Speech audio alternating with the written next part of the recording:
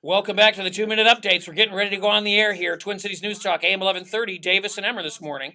Wow, great time last night at the SD60 debate at the VFW Hall in Uptown.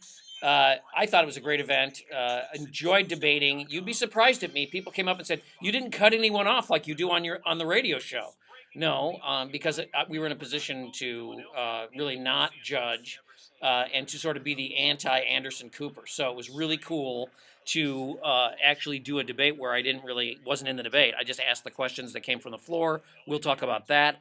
Suddenly projections for the state of Minnesota budget are falling short, and they're talking about, we're going to have to be budgeters now in this session. Hello, you needed to be budgeters in the last session. The issue is to cut the budget. If you read the Tribune article this morning, they're talking about why we're going to have tax increases, and thank God we've got a governor in there that blah, blah, blah, blah, blah, wants to raise taxes.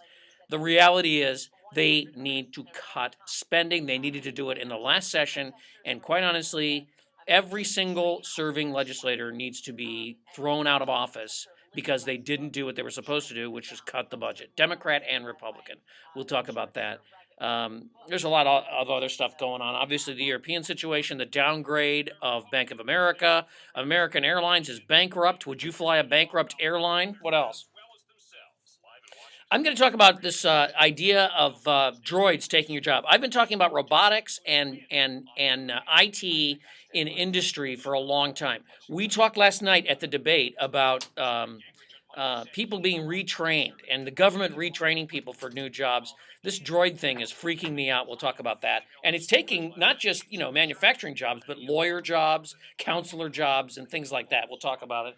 And a bunch of other stuff. I mean, it's all crazy today. Emmer just walked in. He's been here since 3 o'clock this morning. Hey, good morning. He's ready to go. He's wearing a tie, which means we are on the air everywhere. Back in a second.